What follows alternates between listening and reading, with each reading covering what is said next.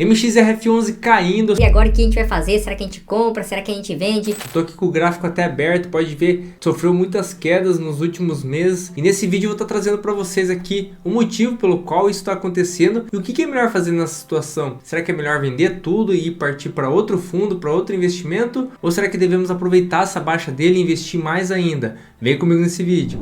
Bom, para começar a falar do MXRF11, nada melhor do que começar falando pelo fluxo financeiro dele. Aqui para vocês verem, eu abri o relatório do fundo para vocês terem uma noção de como que funciona essa parte de receita, tá? Então aqui, como vocês podem ver, a parte de receitas do fundo, provenientes aí do junho de 2024 como base, de 36 milhões e um pouquinho, 2 milhões e 650 são de permutas, 3.825 são de outros FIIs e pouco mais de 28 milhões aqui são referente a CRIs, pessoal. Então, como vocês podem ver aqui, pessoal, a maior parte da receita do fundo vem de CRIs, e se ele teve essa oscilação negativa, nada melhor do que a gente investigar os CRIs, né, que são aí a maior fonte de receita dele, tá? Mas se você está chegando agora aqui no canal, não sabe o que é CRIs, calma, pode ficar tranquilo que eu vou estar explicando para vocês. Eu até trouxe um desenho aqui para facilitar esse entendimento, para a partir desse entendimento eu conseguir explicar para vocês aí referente a essa desvalorização que teve no fundo, tá? Então, o que seria o CRI? Então aqui temos como exemplo um empresário, que ele é o proprietário de um imóvel. Aqui eu coloquei como exemplo uma farmácia, mas poderia ser aí um apartamento, prédio, qualquer coisa, tá? O importante é vocês entenderem a dinâmica. Então vamos supor que ele tem esse imóvel, ele está alocado para uma empresa de farmácia, tá bom? Aqui tem um inquilino, tá? Eu peguei como exemplo aqui um aluguel de R$1.000 por mês. Vamos supor que esse prédio dele, né, essa loja está alugada aí por R$1.000 mensais. E o inquilino aqui, né, o farmacêutico, a empresa de farmácia, ele paga R$1.000 para ele todos os meses, tá? Esse é o valor do aluguel. Só que o que acontece? Nesse exemplo, esse empresário, ele quer expandir o negócio dele, ele quer mais loja. E o que ele faz? Ele vai até o inquilino dele, que nesse caso aqui é a empresa de farmácia, e fala: ó, vamos fazer o seguinte, ao invés de vocês me pagarem R$1.000 por mês durante um ano, que vai dar 12 mil, tem como vocês me adiantarem o aluguel de um ano todo e ao invés de 12 vocês me pagarem 10 mil? Então essa é uma proposta que ele fez, de receber 10 mil ao invés de 12 mil, mas eles teriam que adiantar esse pagamento. Só que o inquilino ali, a empresa não aceita, para ele está confortável pagar R$1.000 por mês. Eles não querem adiantar aluguel para ganhar 2 mil de desconto. E essa é uma situação que ocorre muito nos dias de hoje. E vendo essa possibilidade de tirar vantagem dessa situação, surgiram as empresas que chamamos de securitizadoras. Essas empresas, elas fazem a proposta ali para, nesse caso, o proprietário, né, o dono do imóvel, e fala: ó, você quer os 10 mil adiantado? A gente arruma esses 10 mil para você, porém o aluguel que o inquilino te paga, ele paga para a gente. Então essa empresa securitizadora, ela acaba ficando com essa diferença de R$2.000, porque ela vai estar recebendo mensalmente o valor do inquilino e ela vai adiantar os 10 mil para o proprietário, que é o que ele quer. Então todo mundo sai ganhando, o proprietário, que é os 10 mil, o inquilino mantém pagando os R$1.000 por mês, certo? Porém ele paga para a securitizadora e a securitizadora vai estar lucrando com isso, certo? Só que ó, que sacada interessante, as securitizadoras tiveram uma brilhante ideia. Elas tendo esse crédito para receber, eles pensaram: por que a gente não ganhar mais ainda com isso? Ou seja, foi aí que eles acabaram criando os CRIs, que são certificados de recebíveis imobiliários. Então o que são esses CRIs? São os certificados que quem tem eles,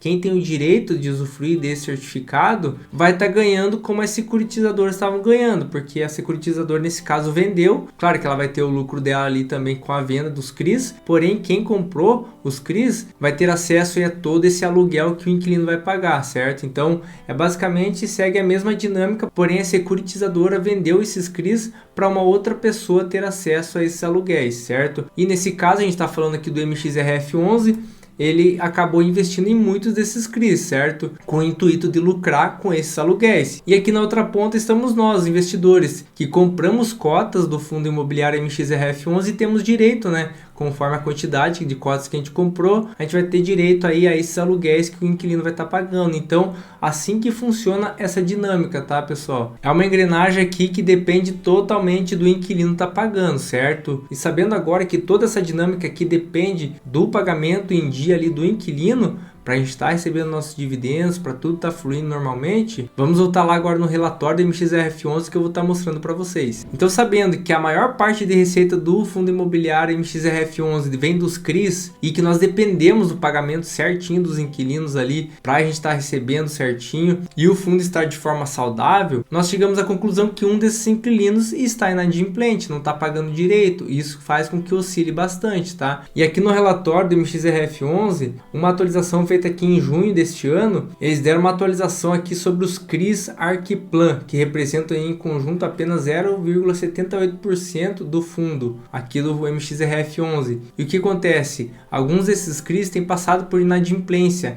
apesar de ele representar nem 1% do fundo, ele já oscilou bastante, tá? Então esse é o motivo pelo qual o MXRF11 tem oscilado bastante de forma negativa, né? Principalmente nesses últimos meses, tá? Então essa parte de inadimplência a gente tem que entender, pessoal, que é muito comum acontecer. Como o fundo tem bastante CRIs, tem bastante inquilino, é bem comum acontecer algumas inadimplências. Porém o contrato desses CRIs, pessoal, pode ficar tranquilo. Geralmente os contratos ali é bem amarrado ali, geralmente tem alguns imóveis também que estão junto, linkados ali nos contratos, então muitas das vezes o fundo dá essa queda.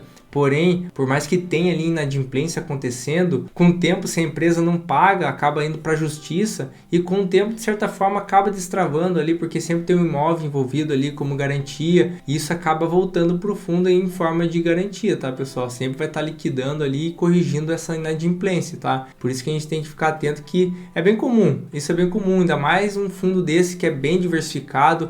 Eu até vou mostrar aqui para vocês. Dá só uma olhada aqui a quantidade de securitizadoras, né, que nós temos aqui no fundo, e também aqui do lado na tabelinha já mostra também a empresa que é o devedor, né, que paga o aluguel ali, são os inquilinos naquele exemplo que eu mostrei para vocês. Então aqui, ó, a primeira que aparece aqui é a True Securitizadora e o devedor aqui, por exemplo, é o Shopping Itaquera, muitos de vocês devem conhecer. E aqui também aparece aqui a porcentagem, ele tem quase 5% de participação aqui no MXRF11, a participação dele é bem alta em relação aos outros, né, porque aqui está em ordem decrescente, do maior para o menor. Então tem CSN, tem várias empresas aqui que, se você for pesquisar aqui, ó, tem Coca-Cola, então tem várias empresas boas, né, vários inquilinos bons. Por isso que assim ele é bem diversificado. Se vem aqui no relatório, ó, vai rolando para baixo, ele mostra muito, tem muita empresa aqui.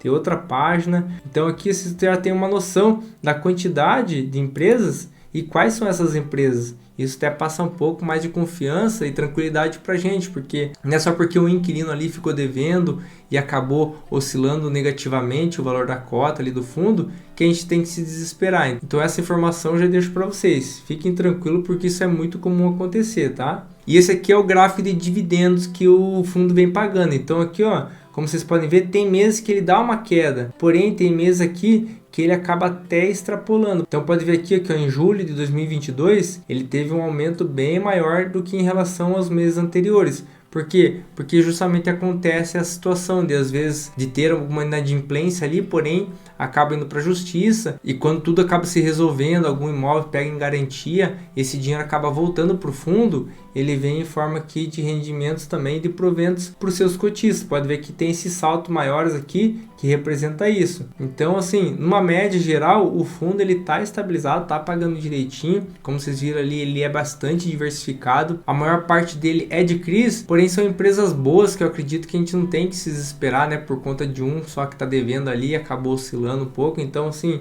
na minha opinião, não é motivo de desespero, tá? Eu mesmo tenho cotas ainda lá e nos próximos vídeos eu vou estar aportando mais ainda. Então, assim, não é uma recomendação de investimento, mas é o que eu vou fazer, tá? Aproveitando um pouco dessa queda, eu vou estar investindo um pouco mais, porque eu sei que o fundo é bom, é bem diversificado, então não tem por que ficar aí se desesperando, vendendo. E se você gostou desse vídeo também, deixa um like, isso motiva muito a gente a estar trazendo mais conteúdos aqui para vocês. E deixa aqui embaixo o que você vai fazer, se você vai comprar mais. A gente gosta de bater esse papo aqui, tá trocando figurinha aqui embaixo também. Então eu espero que vocês tenham gostado desse vídeo, pessoal. Acompanhe o canal aí, que em breve tem novidades para vocês. Um abraço!